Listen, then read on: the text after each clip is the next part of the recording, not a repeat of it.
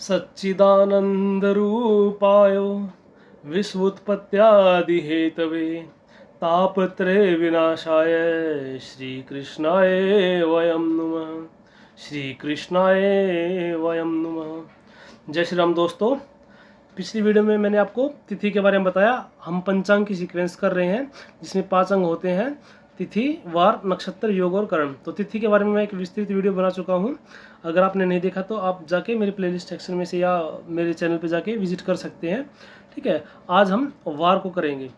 आपको लग रहा होगा कि वार में तो पढ़ने जैसा क्या है, हमको सबको पता है रविवार, सोमवार, मंगल, बुध, गुरु, शुक्र, शनिवार।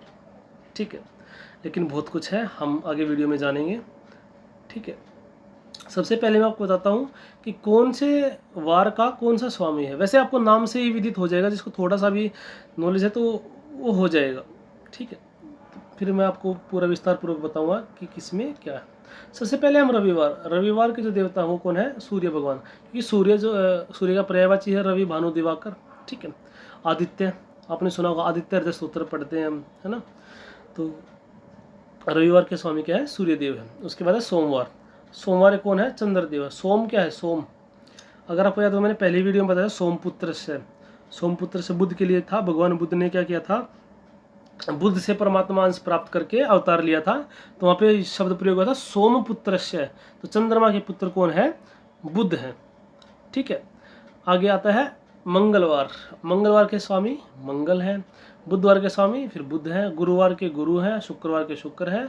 और शनिवार के शनि है। ठीक है, बिल्कुल ही जी। तो इसमें तो क्या था नया जानने वाला, ये तो हमें पता ही था। लेकिन प्रश्न यह उठता था, मैंने पिछली 2-3 वीडियो में शायद इस प्रश्न को उठाया है क्या, कि रविवार का सोमवार ही क्यों आया?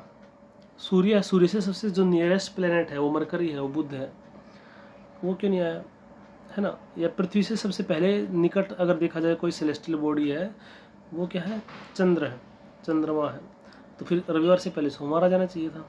ठीक है, या फिर सोमवार के बाद अगर हम बात करें, ठीक है, तो और चीज़ें हो सकती हैं। जैसे हमारे सोमवार से हम दिन शुरुआत करते, फिर सोमवार के बाद मंगलवार तब मार्स। ठीक है, फिर उसके बाद उन्होंने क्या लिया? मरकरी लिया है, फिर गुरु लिया है, फिर शुक्र लिया है, फिर शनि लिया है। अगर देखा जाए तो वीनस जो है अर्थ के बहुत पास है एज कम्पेयर टू जुपिटर। बहुत पास है, लेकिन हमने फिर इसको इतना दूर क्यों लिया है? ठीक है, तो इसका आंसर हम जानेंगे आज, इसी वीडियो में हम इसका आंसर जानेंगे। तो देखिए आगे, ये जो चार्ट आप देख रहे हैं, कौन सा वाला चार्ट? ये वाला चार्ट क्या है? इसमें ग्रह, ठीक है, सोम, मंगल, बुध, गुरु, शुक्र, शनि, रवि, इनका टाइम पीरियड दिखाया गया है कि कितने टाइम पीरियड में ये क्या करते हैं? अपना अर्थ के अराउंड एक चक्कर कंप्लीट कर लेते हैं। यहाँ पे क्या फ्रेम ऑफ रेफरेंस? अर्थ है। क्या है यहाँ पे फ्रेम ऑफ रेफरेंस? अर्थ।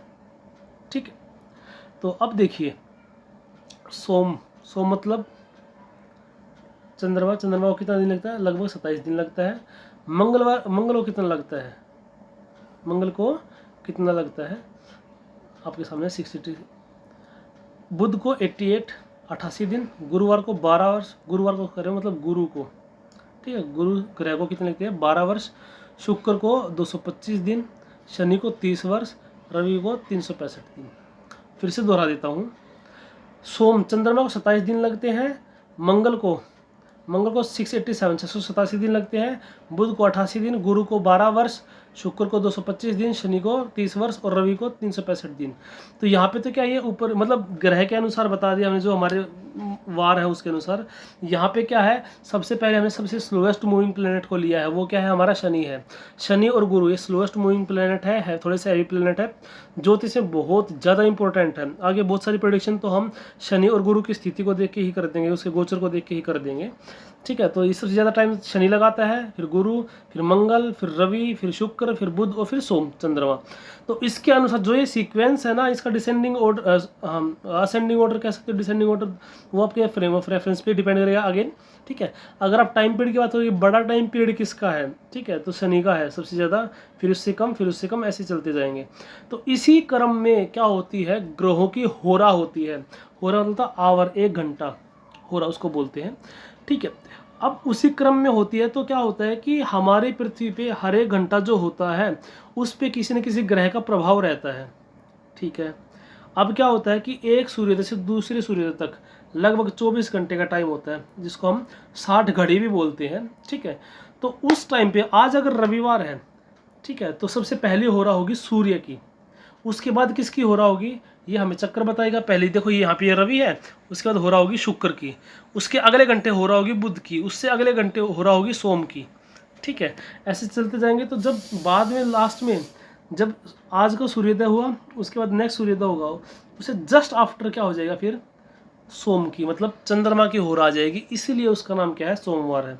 ऐसे फिर सोमवार वाले सूर्योदय से अगले सूर्योदय तक फिर क्या आ जाएगी बुध की होर आ जाएगी, तो उसका फिर क्या हो जाएगा सॉरी मंगल की होर आ जाएगी, तो उसका नाम क्या हो जाएगा फिर मंगलवार हो जाएगा। फिर ऐसे बुध की बृहस्पति शुक्र शनि ऐसे। ठीक है। इसके लिए क्लियरिटी से समझने के लिए हम एक चीज़ और करते हैं, आपको मैं एक स्लाइड और दिखाता हूँ। देखो ये जो है ये क्रम दिया हुआ है किसका, ये जो है क्रम दिया हुआ है होरा का। मैंने बताया ना पहले क्या आ जाएगा शनि, फिर शनि से गुरु, गुरु से मंगल, मंगल से रवि, रवि शुक्र बुध सोम शनि, ऐसे चले जाएगा, ऐसे चलता रहेगा ये। ठीक है। ग्रहों का होरा इस क्रम से चलता है। फिर क्या हो जाएगा इस सूर्योदय से अगले सूर्योदय तक। देखिए आगे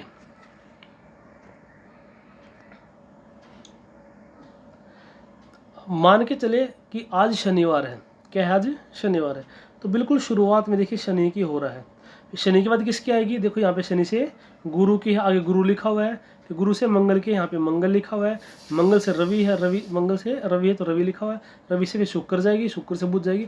ऐसे करते करते अगले फिर सूर्योदय में क्या हो जाएगा रवि की मतलब सूर्य की होरा आ जाएगी, तो इसलिए अगला दिन हमारा क्या हो जाएगा, उससे अगला दिन हमारा रविवार हो जाएगा।